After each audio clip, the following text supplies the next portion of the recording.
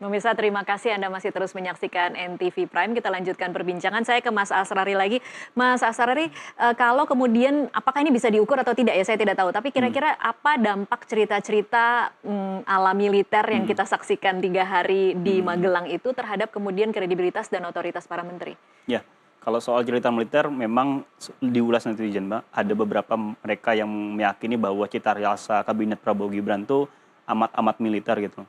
Pertama tadi soal porsi menteri yang kemudian bertambah dari mereka-mereka yang entah itu mereka yang aktif ataupun purnawirawan gitu. Kemudian kedua ada metode tadi pembekalan yang dilakukan di Akmil ini memang menguatkan narasi soal cita rasa militer. Oke. Walaupun di sisi lain memang soal cita rasa militer ini juga disoroti positif. Misalnya tadi soal kedisiplinan, soal kesolidan, soal membangun chemistry tadi yang disebut juga oleh Mas Nyarwi gitu. Nah, tapi gini Mbak, kalau kita berbicara soal militer maka juga ada kita ingat bahwa ingatan publik tuh agak-agak negatif soal bagaimana masuknya aparat-aparat ke dalam menteri ataupun tugas-tugas di sipil gitu. Nah, ini yang perlu dijaga betul gitu. Walaupun tadi saya bilang cita rasa militer dengan ingatan memori publik yang cukup kuat soal dui fungsi dan lain-lain itu harusnya terus dijaga. Nah, ini yang mau saya tarik bahwa kalau tadi yang saya bilang adalah sentimen positif sangat tinggi, kemudian emosi juga yang cukup besar kepercayaan publik, kita perlu ingat betul bahwa di netizen, di Ya. media sosial, kepercayaan publik itu bukan sesuatu yang permanen, Mbak. Hmm. Semakin positif di awal bisa jadi nanti ketika ada 1-2 kasus yang negatif kemudian juga disoroti cukup besar dan itu bisa kena semuanya. Oh, oke. Misal beberapa waktu yang lalu kita netizen banyak mengulas soal adanya kop surat menteri itu Iya. di acara keluarga. Nah, Iya. ini yang harusnya sudah tidak ada lagi yang seperti itu karena kemarin sudah ada pembekalan, sudah ada sepertinya juga ada mungkin tanda tangan gitu ya agar ini harus dilakukan, ini nggak boleh dilakukan dan lain-lain.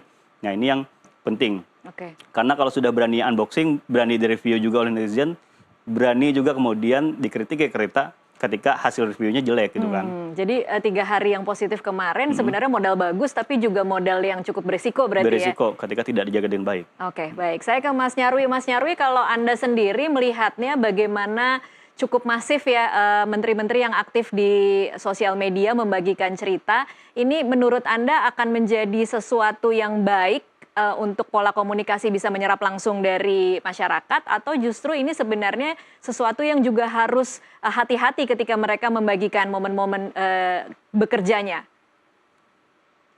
Ya, saya kira para menteri ya, kabinet Pak Prabowo memang juga harus pintar menggunakan media sosial ya secara strategik ya. Dan perlu didampingi menurut saya ya, ahli komunikasi publik ya, spesialis yang dia ahli ya, merancang dan memberikan komunikasi publik. Bukan sekali lagi ya Tasya ya, Iya. bukan sekedar hanya menarik perhatian, mencari follower gitu ya, atau memframe opini saja gitu, bukan hanya itu. Iya. Tetapi secara elegan ya menjalankan komunikasi publiknya. Dan ya memang kadang isunya bisa personal, bisa misalnya hal-hal yang ringan ya. Tapi kalau kemudian melulu personal, apalagi gaya hidup dia ubahnya seperti selebriti gitu ya, bukan pejabat publik maksud saya kira akan mengundang sinisme kalau seperti itu. Ya, misalnya contoh isinya keceriaan, tertawa, mewah-mewahan, tetapi masyarakat susah. Apalagi misalnya contoh kementeriannya bidangnya penanganan kemiskinan, tapi gaya hidup menterinya tidak pernah bersentuhan orang miskin, misalnya begitu, itu contoh ya. Iya. Nah, ini kan saya kira juga hal yang saya kira penting ya. Dan yang kedua sebenarnya adalah Pak Prabowo saya kira pengen ya bahwa menteri-menterinya itu mampu melakukan komunikasi publik yang baik, termasuk menggunakan berbagai jenis sosial media. Tetapi bukan adanya rekayasa isu ya, tetapi dengan cara mempertanggungjawabkan kinerjanya kepada publik. Nah, seperti itu. Nah, itu yang kemudian akan perkuat trust, kepercayaan gitu ya. Dan itu saya kira juga akan lebih baik dan positif ya. Dan balik lagi ya Tasya, ini perubahan saya kira yang bisa diharapkan ya untuk ini adalah perubahan mindset. Mindset apa kira-kira? Menteri, ingat ya secara konstitusi menteri itu pembantu presiden. Karena pembantu presiden maka kinerjanya juga harus searah dengan apa yang target-target pemerintahan presiden sebagai kepala negara, kepala pemerintahan.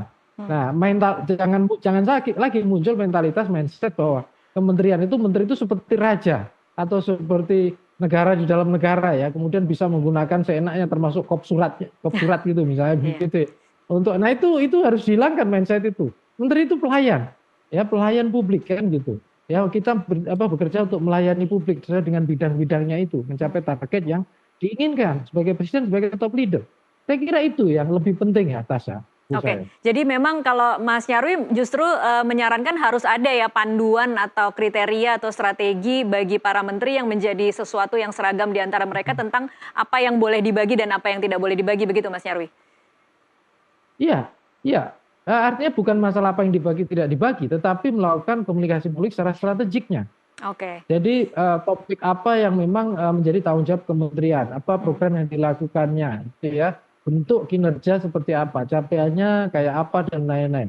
Kalau ada respon atau kritik, bagaimana itu juga direspon dan lain-lain. Jadi ini menurut saya yang dilakukan ke depan perlunya ya, bukan hanya sekedar. Saya setuju tadi Mas Asrul Fuadi ya, unboxing menteri itu kemudian tunjukkan siapa saja menterinya, Iya. apa yang persiapannya. Tapi kedepannya juga perlu apa sih kinerja menterinya ini setiap minggu, target yang sudah dicapai, aktivitasnya. Jadi masyarakat kelas menengah yang hari ini misalnya risau masih susah dengan kondisi ekonomi dan seterusnya, bahkan kelas menengah juga kontributor pajak, bayar pajak juga, itu kemudian dengan senang hati dan bangga, kita membayar pajak berkontribusi negara yang bekerja untuk negara, pemerintahan, itu memang benar-benar bekerja loh, bukan menikmati kemewahan, menikmati fasilitas dan lain-lain gitu loh. Nah, sentimen ini yang kita harapkan gitu, itu muncul sentimen positif sehingga apa? Pemerintahan kabinet Prabowo Gibran ini itu didukung dengan trust yang bagus di awal.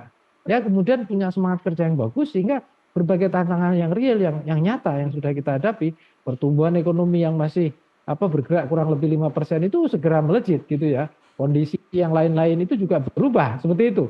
Jadi ini yang masyarakat merindukan. Ya di situ Pak Prabowo sebagai seorang leader itu benar-benar punya impact. Impactnya itu juga salah satunya ke para kabinet ya yang dipimpinnya dan kemudian kinerjanya itu punya outcome yang bisa dilihat dan dirasakan oleh masyarakat. Kira-kira gitu. Oke, Ya, baik. Tasya. Saya ke Mas Asrari. Jadi kalau tadi kita bicara soal bagaimana netizen unboxing menteri, kan menterinya juga lagi belajar nih ya, Mas Asrari, terutama menteri-menteri yang baru saja terpilih, bukan menteri-menteri lama ya. Kita bukan bicara menteri-menteri lama, tapi menteri-menteri baru yang kemudian baru menikmati status barunya sebagai menteri, kemudian menggunakan sosial medianya, dan bagaimana mereka berinteraksi dengan publik setelah mereka menduduki jabatan. Mungkin kira-kira tipsnya apa, Mas, untuk para menteri baru ini? Ya, kalau tadi saya bilang unboxing menteri, maka sekarang menterinya melakukan unboxing aspirasi masyarakatnya apa, keinginan masyarakatnya apa. Jadi harapan kami tadi selain soal panduan adalah kepekaan mereka terhadap apa yang dibincangkan oleh publik. Kalau biasanya menteri itu selalu rapornya rapor positif yang dinilai, maka harusnya sarapan menunya tiap pagi itu adalah apa sih yang sedang negatif terhadap diri saya sebagai menteri, entah itu kinerja, personal dan lain-lain, apa juga yang terkait dengan kementeriannya. Sehingga biasanya apa yang kemudian muncul, sentimen negatifnya besar, engagementnya besar, inilah yang kemudian menjadi citra ataupun sesuatu yang sangat diinginkan oleh masyarakat untuk segera dilakukan perubahan ataupun dilakukan respon oleh para kabinet. Dan saran Anda memang kalau kemudian ada masukan negatif atau ada catatan negatif itu harus segera direspon ya? Harus segera direspon. Justru dari situlah kemudian kita berpikir, jangan lagi berpikir bahwa mendapatkan sentimen positif itu hanya dari kemudian hal-hal yang berbau sifatnya keceriaan saja. Tapi mulai ubah mindset bahwa sesuatu yang positif juga bisa didapat dari bagaimana cara kita merespon sesuatu yang negatif dibincangkan oleh publik. Gitu. Masalah-masalah masyarakat yang sedang lagi hangat, sedang engagementnya tinggi, itu yang justru yang kemudian harus jadi sarapan menu bagi para menteri tiap paginya. Tiap paginya, oke baik. Ini mungkin pertanyaan terakhir untuk Mas Nyarwi, kira-kira catatan untuk publik dalam bagaimana mengawal kerja menteri di 100 hari pertama ini, dan juga untuk menteri-menteri baru, Mas Nyarwi, harus seperti apa mereka ketika selesai dari Magelang untuk menunjukkan bahwa memang Magelang itu ada efeknya terhadap kekompakan dan juga kinerja mereka. Ya, yang pertama balik lagi ke pidato Pak Prabowo ketika diangkat sumpah dan janjinya. Ya, bekerja itu bukan untuk Pak Prabowo bahkan sebagai presiden, tapi bekerja untuk rakyat Indonesia. Itu dipertegas di dalam pidato beliau, gitu ya. Iya. Dan bekerja itu untuk meraih atau mencapai cita-cita bernegara. Ya, dan kemudian kalau itu karena abstrak dan jauh gitu. Kemudian yang lebih nyata itu adalah apa yang dijanjikan ya dalam visi misi Pak Prabowo ya. Ketika tidak maju sebagai capres-capres bahkan terpilih kemudian. Nah artinya apa? Di sini mengabdinya itu betul-betul mengabdi untuk masyarakat, bangsa dan negara. Jadi program-programnya nyata ya, bukan sekedar misalnya contoh memanfaatkan panggung eksekutif kementerian ya untuk memperkuat posisinya misalnya, atau menambah follower misalnya supaya makin banyak atau makin pengaruhnya luas dan lain-lain gitu ya. Apalagi misalnya sering disinggung juga Pak Prabowo, bekerja bukan untuk kerabat, bukan untuk saudara, ini bukan. Jadi ini mindset yang saya kira juga harus dipunya, dan itu bukan hanya retorika ya, Tasya, tetapi benar-benar real dijalankan. Meritokrasi dihargai ya, kemudian prestasi diapresiasi gitu ya, pengembangan SDM supaya lebih berkompetisi itu juga diwujudkan. Meskipun kita tahu pemerintah punya kelemahan, ya setiap kementerian juga punya kelemahan soal constraint budget dan lain-lain. Tetapi kalau dengan fair menunjukkan ini loh kemampuan yang kami punya, tapi kami punya mimpi seperti ini dan target kami ini, maka capaian kami seperti ini. Nah itu lebih bagus. Kalau seandainya kritik dan seterusnya juga perlu direspon. Saya setuju tadi pendapat Mas Bu Adi ya. Ini saya kira hal-hal yang seperti ini yang perlu ya, dan publik masyarakat tentu selama 100 hari saya kira akan menyoroti ya. Karena dan kalau pengen mendapatkan trust yang bagus 100 hari itu manfaatkan dengan maksimal ya. Memang ada yang mengatakan misalnya dari pihak pemerintah misalnya tidak ada istilah 100 hari. Bahkan kalau nggak salah Pak Mensesnek Prasetyo Hadi mengatakan itu. Betul, justru itu mindsetnya yang harus punya pemerintah. Tetapi publik itu biasanya akan melihat ya dengan 100 hari ya itu seperti apa capaian utama yang menonjol, dan dari situ basis kepercayaan masyarakat itu akan diperoleh. Kalau makin melejit dan makin bagus, saya kira itu menjadi modal yang luar biasa kuat ya bagi pemerintahan Pak Prabowo untuk memaksimalkan capaiannya, dan selalu gitu potensial terus-menerus didukung oleh masyarakat. Iya. Seperti itu, Tasya. Baik, terima kasih Mas Nyarwi untuk waktunya bersama kami di NTV Prime. Saya ke Mas Asrari juga untuk closing statement. Kalau kita menyaksikan memang dari tanggal 20 sih sebenarnya mungkin ya rata-rata sentimen positifnya sampai hari ini 28 Oktober, Hari Sumpah Pemuda itu masih terus positif, harapan masyarakat terhadap kabinet baru.